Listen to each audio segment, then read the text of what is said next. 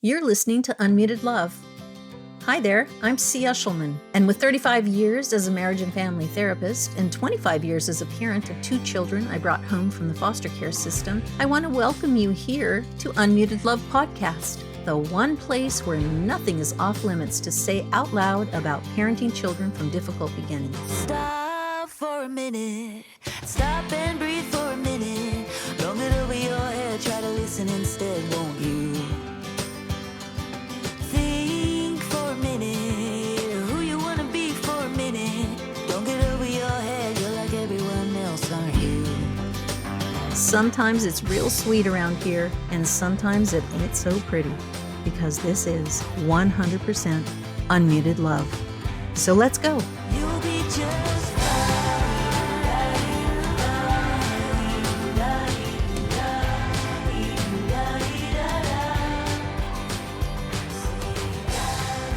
Hello, everyone out there in podcast land. This is C. Eshelman, and I am your host for Unmuted Love. This is the place where we come to talk about the ins and outs and the ups and downs of raising children from difficult beginnings. Recently, I was asked to give a symposium up in Siskiyou County, California, by the Department of Education. They wanted me to talk to teachers in a symposium about reactive attachment challenges in the classroom. So this presentation today in this episode is one that you might want to share with a teacher you know that's in your life who might really be able to use some tips and tricks about how to avoid some of the shenanigans in the classroom. One last thing, the sound quality during this seminar is not great. Some folks didn't have their mics muted properly, so there's a little bit of echo. It's not too bad, but it's also not highest quality. Information is good though. All right, everybody, let's go.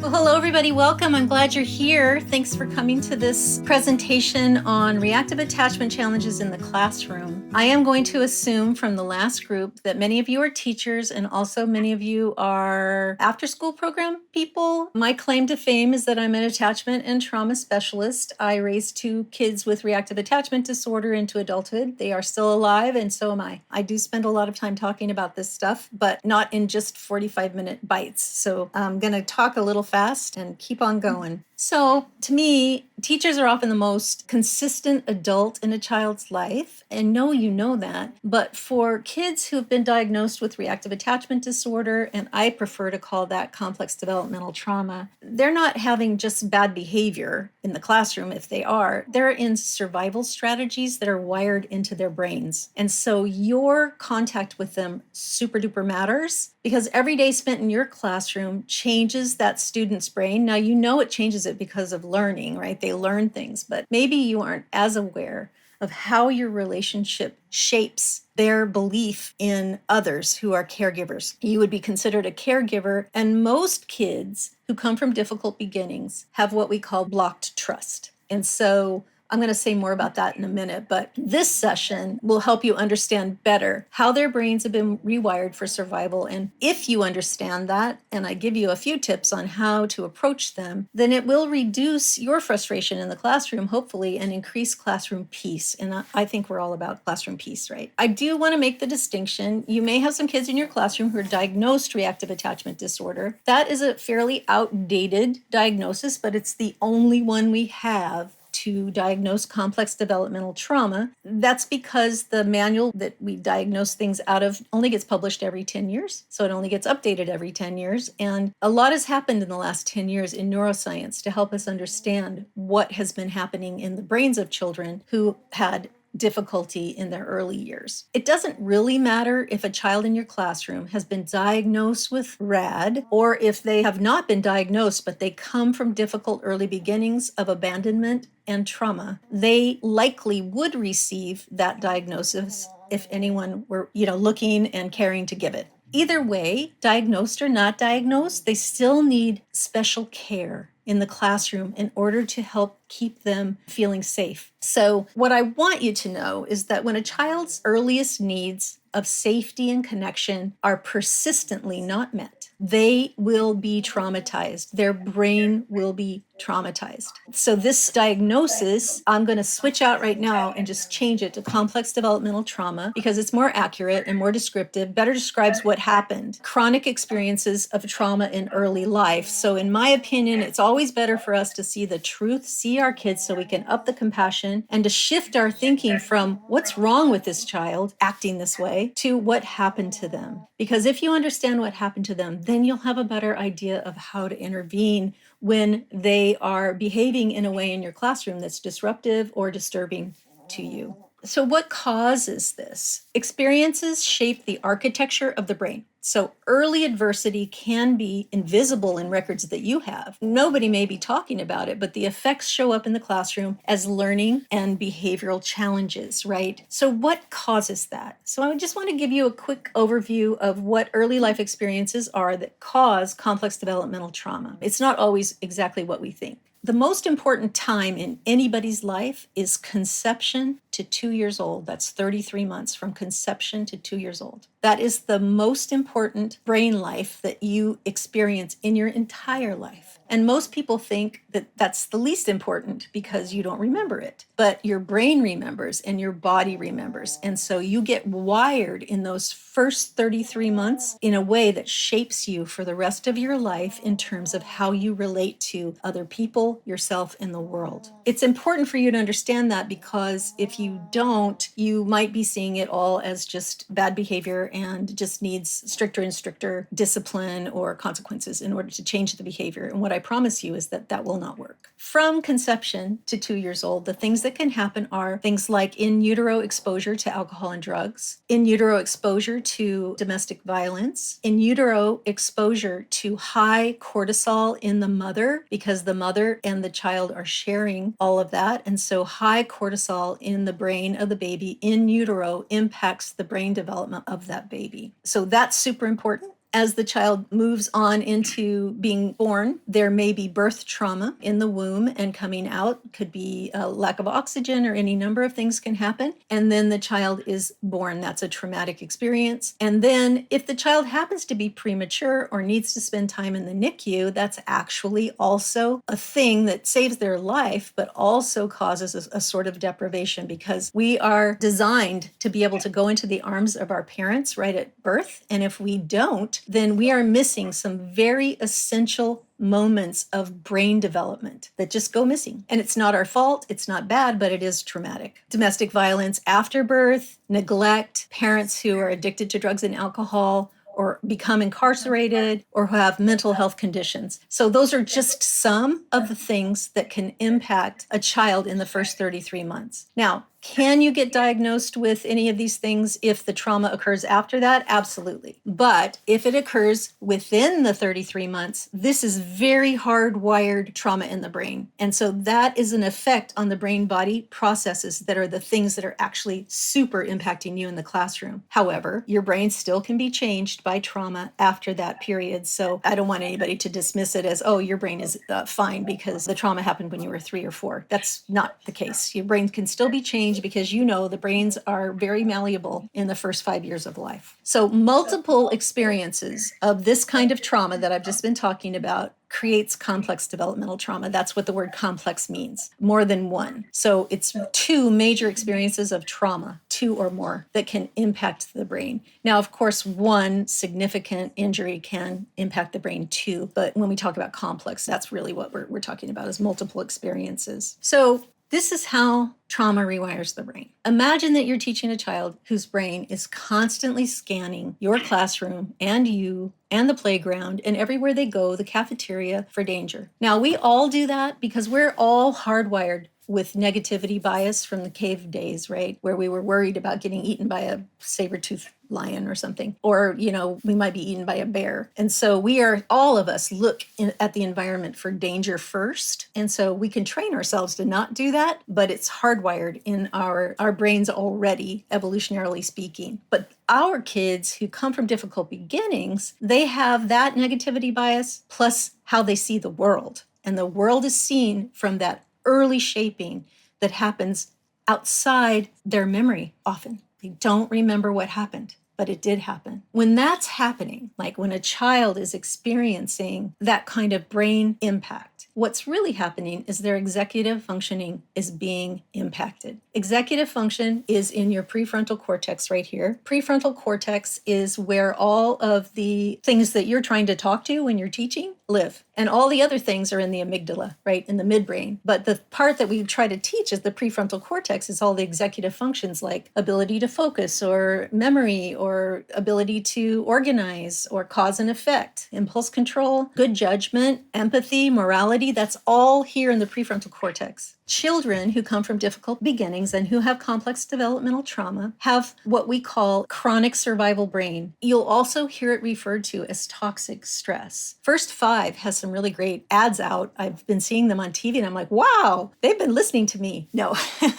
I'm just so excited, that it's like right on the nose and it talks about it in such a real way. Kids who have these difficult beginnings, they are on chronic survival brain, which means they're in toxic stress, and toxic stress means that they are being activated emotionally in a traumatic way in the absence of the stressor. If the parent is at home who did some of the violence, they're at school, they shouldn't be afraid, except their brain stays activated in that fearful place. And so when that's happening, what you're really getting is a kid who's sitting in your classroom who's flooded in their prefrontal cortex with cortisol and adrenaline. That's the stress hormones. Dan Siegel refers to that as it's like having Clorox poured straight on the brain. Now, that doesn't sound very good, does it? But what he really meant to be saying is that it actually impacts the brain. I mean, we know that the size of children's brains who have complex developmental trauma are significantly smaller than kids who are neurotypical and without trauma. So when that cortisol and adrenaline is flooding the prefrontal cortex, what is effectively happening is that child's learning ability, a child's ability to perform in a logical way is offline. It's just like unplugging a computer. And so it's not working. So then anything you teach just kind of goes around them, but not through them and not into them. Now, they might hear it and be able to regurgitate it, but I promise you they won't be able to apply it. And that's the biggest problem. You can't apply the things you learn. So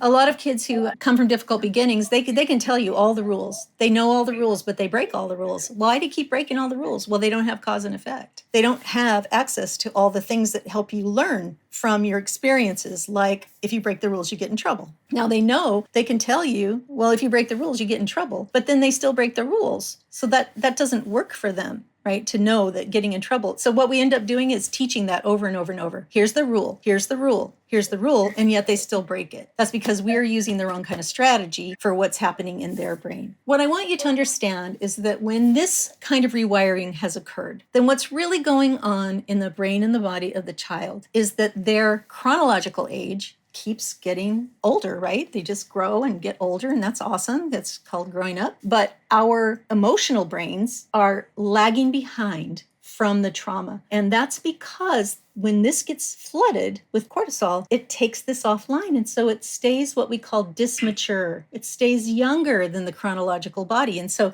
a gap starts to grow between their actual age and their emotional age, how they act. And so that's really what you're looking at all the time. And that's what we call brain injury. Kids who come from difficult beginnings all have brain injury of this kind. And so you'll see them, maybe an 8-year-old acting like a 4-year-old, or a 4-year-old acting like a 2-year-old, or a 16-year-old acting like a 2-year-old, which tells you that they had very severe trauma in the first 2 years. That's okay. It's just that that's what you're looking at. You're actually looking at brain differences. And so if we can all see that for what it is, then we would know they can't do better. It's not that they won't. It's that something happened to them that makes it so that right now in this moment, they can't. So when there's emotional age and chronological age differences, the emotional age is called dysmaturity. It's from dysmaturity. They are very young emotionally. And so when you hear people talking about that, that's what you're talking about. But what is really happening is that in the chronological aged child, they're easily upset because of toxic stress. Toxic stress is very high cortisol running all the time, which means it doesn't take very much to flip their lid. Dan Siegel calls the hand model of the brain a good way to understand the brain. You might have heard of this before. In here is the amygdala. This is the brainstem. And then if you put your fingers over that, the amygdala. That actually kind of looks like a brain, doesn't it? This is the prefrontal cortex right here. This is the part that's flooded. This is where your logical brain is, and this is where your emotional brain is. And all you've got when you're on this brain is safe or not safe. You don't have much else. The person in front of you is either a bear or they're not a bear. And so they're going to respond. If they're in toxic stress, they're going to respond like everybody's a bear a lot of the time. And so that's what's important for you to know, is that you're standing there being as nice as pie, trying to help them, and they think you're a bear. And then they're either going to fight you, run from you, freeze, collapse, or act really super syrupy sweet to you while maybe stealing your wallet. So it's a survival mechanism. Stealing your wallet is also a survival skill. So just understanding what you're looking at a lot of the time is super important. If you have a child who is yelling at you, spitting mean things, throwing things, pushing children, running off campus, running under the table, refuses everything, or who's like, I'll do it, but they don't really seem to be that responsive. Those are kids who are in toxic stress, and they are in flipped lid state, and they're acting out one of the survival brains, the brain functions. So that's what you're looking at, and it means that you can't appeal to them logically. You have to appeal to them on a safety level. Safety comes before academics. Safety is what they need. They don't need more sternness. They don't need more consequences. They don't need threats. That just keeps them flooded, and that keeps them dismature. The more their lid can stay on, the more quickly they can catch up to the child's chronological age. It's super important. Now, it's never fast. It's a very slow process, but you want to be part of the process, right, of moving forward. Just like therapeutic parents who are doing therapeutic parenting are doing the same thing at home. They're trying to keep their kids' lid on so that they can mature. They can learn. You can't learn if your lid's off. You can only learn when it's on, and you're in toxic stress, which means it's pretty much always off, or often off, which means you're having a hard time catching up emotionally to your chronological age. So safety is the key. Okay, so here are some patterns you might see in the classroom. You might see a charm offensive or a defiance or refusal. You might see control-seeking behaviors, lying, blaming. You might see stealing, manipulation, extreme reactions to small events, peer relationships. Kids like this can make friends, but they can't generally keep them often. They have often discrete learning disabilities. They space out, they shut down, they dissociate. Not all of them in the same kid, right? Different kids do different things because they're not always in, they can be in any 4 of these responses at any given time. So one child may have an affinity for spacing out and space out all the time, and that's their survival brain skill. They don't have anything else. Another kid might just fight all the time, fight with you, fight with everybody, cuss at you, spit at you. That's all fight, and they get stuck in that one survival response. You might see a lot of apathy or lack of concern or care, like, I don't care. They might say that to you. I don't care.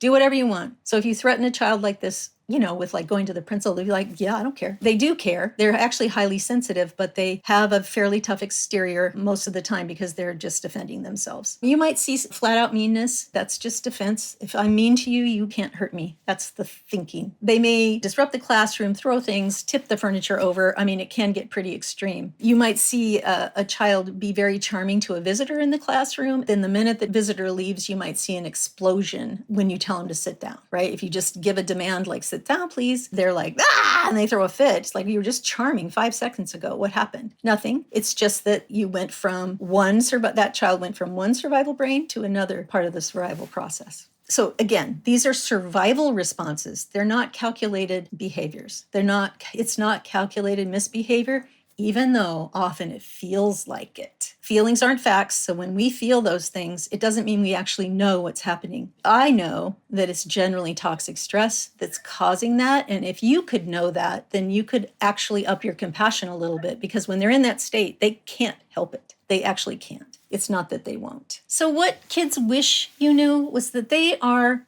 not giving you a hard time. They're having a hard time. And even though they can't tell you, because they don't always know why they are doing what they're doing. As a matter of fact, if you ask them why they're doing what they're doing, they'll often say they don't know. And that's actually the truth. Their brain is wired for survival, not trust. They do not trust you. They don't trust anyone. Blocked trust is a thing. They don't trust any caregiver, not you, not their parents, not anybody, because bad things happened to them when they were forming their ability to trust in the first 2 years of life. And they don't remember it. So they can't tell you, well, I don't trust you because people hurt me. They don't ever say that unless they're older and they got quite a bit of therapy to know that. They need predictable routines and clear boundaries. I want to suggest to you that clear boundaries are really important. because survivalists can find a weakness. They can find a weakness in you to take advantage of because that's what survivalists do. They're trying to survive you. So if you're going to let your purse hang out, they're going to help themselves to it because you never know when you might need somebody's credit cards. If they can manipulate you into giving them your lunch because they forgot theirs, they're going to do it. So set clear boundaries and keep them. They are no longer victims usually. They are living in homes that are usually fine, not always, but often. And you want to check it out before you start collapsing your boundaries to rescue a child from probably nothing. They have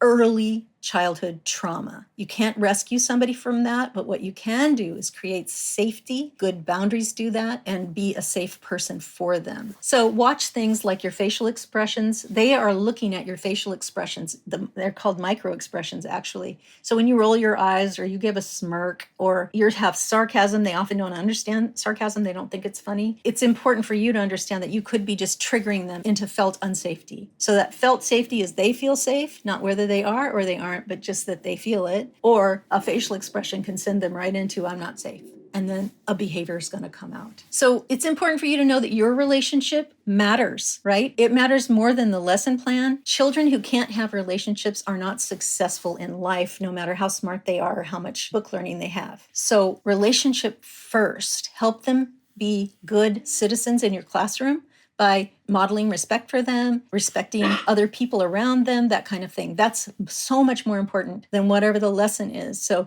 try to step out of utilitarian thoughts when you're in. I know you have goals and guidelines, but the truth is, push come to shove, they need a relationship first to feel safe enough to have their lid come down, and then they can actually learn. So these kids are telling us, help me feel safe first, I can learn later. And that's actually really true. So here are some brain savvy strategies, and these are common sense, but they get lost sometimes with kids who are pushing on our last nerve over and over and over until you start being like, I don't care anymore. You just do what I'm telling you because you never do what I'm telling you, perhaps. So building strong relationships is super important. Your relationship is what will help them listen to you. No relationship will ensure they don't listen to you. Create safety and predictability in the classroom. Be flexible and patient when you can, and focus on your emotional regulation. That means that your mind and your body are in a neutral space. You breathe yourself into a regulated state so you can be a calm influence on them, not because you're saying be calm, but because you are calm. That's super important. So here are some more. Greet your students individually when you can. Connection is everything. Use a calm, consistent voice and a non-threatening body language. So sometimes, when kids are being threatening within their survival brain, then we puff up too, to kind of over dominate them and just shut them down. But that actually makes them worse. And so the best thing we could do is lower our shoulders, step back from the dysregulation that causes us to puff up into survival brain too, and breathe and say, it's okay, you're safe, I've got you. Right? That's actually what you can do for somebody who's spitting mad, as we say. Now, you don't want to get your body too close to somebody who's spitting mad because they will also hit you. So you want to also be self-protective, but also not dismissive. So offer structured choices as much as you can. Share power and control. They need that. Everybody needs power and control, especially kids who haven't had it in the early years. Let them take breaks when they need them. Praise effort neutrally. Neutral praise, not big praise. Neutral praise for effort, not necessarily achievement. You have to start very small with kids like this. If you overpraise, then they're like, oh, I'm not worthy of that. And they'll sabotage themselves the very next sentence. So you don't want that to happen. They are hardwired for that. So we have to kind of help them by not triggering that. Some pitfalls are taking behavior personally. It's not personal. It's happening around you. It's not about you. Try to pay attention to shaming tactics. Sometimes my mom used to give me the hairy eyeball. I have a pretty good hairy eyeball myself. I initiated quite a bit of shame in my kids by just giving them the hairy eyeball. And so sometimes we classroom manage that way, and that's just not the best way to do it because that will trigger fear and it'll put them into one of their survival responses. And again, I already talked about clear boundaries is so important. Try to lower your demands. Don't be demanding. They do it or they don't do it. Don't take it upon yourself to make them do it, whatever it is, because it will turn out badly. Again, withhold the sarcasm. It doesn't work on them. They don't understand it. They just feel humiliated, and then that ignites them and activates their toxic stress. Try not to be overly challenging, and try not to assert dominance or make threats, because kids are like, oh, fine, I don't care. Send me to the principal. I don't care. They will say that right to your face, and then they diffuse you, and you don't really want that. Finally, these are the last pitfalls. Assuming that they should know better. Remember, they are chronologically this age, but they are emotionally this other younger age. They know the rules, but they don't know better because they can't apply the rules. So that's really important. And then lastly, don't forget to repair after a conflict. Most of us, when we're in a conflict with a child, we've had some behavior of our own we're not that proud of. And so it really helps build trust and safety in the classroom if you, the teacher or the worker, can say, I'm sorry, I raised my voice at you. Now, you raised your voice at them because they were beating on the desk maybe. But that's not an apology if you say, I only raised my voice because you were beating on the desk. That's just an excuse. So instead, they're very tuned into excuses and not an apology. But give a real apology. If you misbehaved yourself by raising your voice, then you can apologize for that. That helps. That helps build trust. Like, oh, you're a solid person because you're going to own that.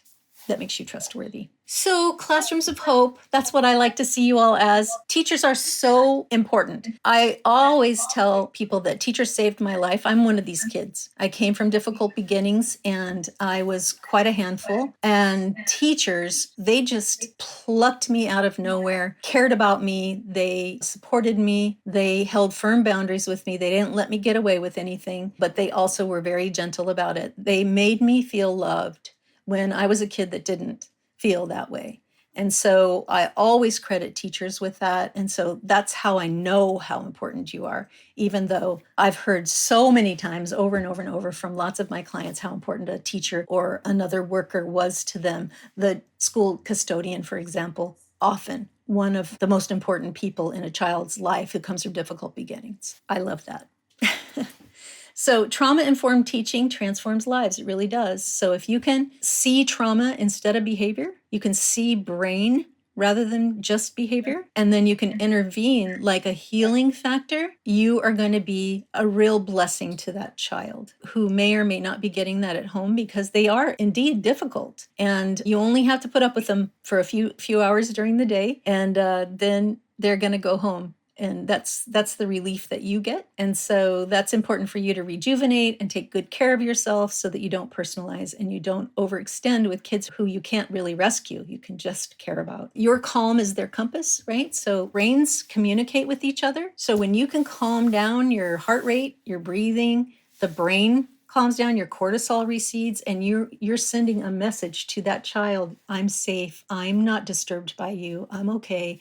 And you're okay too. You are a very important instrument in the classroom with a child who's acting up. And not because of your ability to, command the class. That might work with neurotypical non-traumatized kids, but it really doesn't work generally with traumatized kids unless they are of the fawn, their survival brain is befriend, right? Befriend is charm. I just want you to know this is just the tip of the iceberg. I didn't have much time to go very deep for you. And some of this is fairly, I think, common sense, but it is counterintuitive to lean into a child who is saying mean things. But that's what is necessary, right? Is to be safe in the presence of, that's just survival brain. That's not bad behavior. And so when you lean in and you say, I care about you even when you're feeling this way, that changes their life, especially if you do it on a regular basis. You matter so much to these kids. This work isn't easy, but it's transformative. It's life-changing. It matters. It heals. And your calm is their compass. And every day you show up with empathy, you're rewiring a child's brain for trust and safety. And that is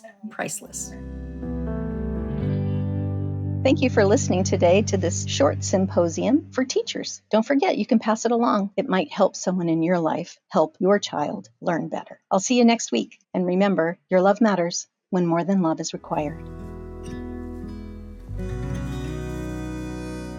Hey there, everyone. I want to take a few minutes to invite you to take advantage of the best comprehensive trauma-informed, adoption-competent therapeutic parenting program available to parents of children from difficult beginnings. The Love Matters Parenting Society Therapeutic Parent Program is for you. I really mean this from a place of true love for all of you parents who've taken it upon yourselves to heal the heart of a child, and some more than one child, but didn't really know what in the world you were getting yourself into. I sure didn't. Don't wait until you're losing your mind to learn how to manage those unbelievable repetitive behaviors. Now's the time to get yourself certified in Love Plus Therapeutic Parenting. As you know, our kids just get bigger, not necessarily better. Waiting to get this family transforming parenting practice will only get you and your children older, not more peaceful. So go to my website, lovemattersparenting.com today to get yourself on a parenting journey that will help you create a family life you love. I'll see you on the inside. Stop for a minute. Stop and breathe for a minute. Don't get over your head. Try to listen instead, won't you? Think for a minute. Who you want to be for a minute. Don't get over your head. You're like everyone else, aren't you? You could gain from being a bit nicer. Know when to talk and when to shut your mouth. The Unmuted Love podcast is hosted by me, C. Eshelman, attachment and trauma specialist at the Attach Place in Sacramento, California. Our podcast producer is the amazing Saya Clark, and our theme song is Nicer by Houses on the Hill, licensed through Epidemic Sound. Thank you for being such loyal listeners here on Unmuted Love. I'll see you all next week. You'll be just fine.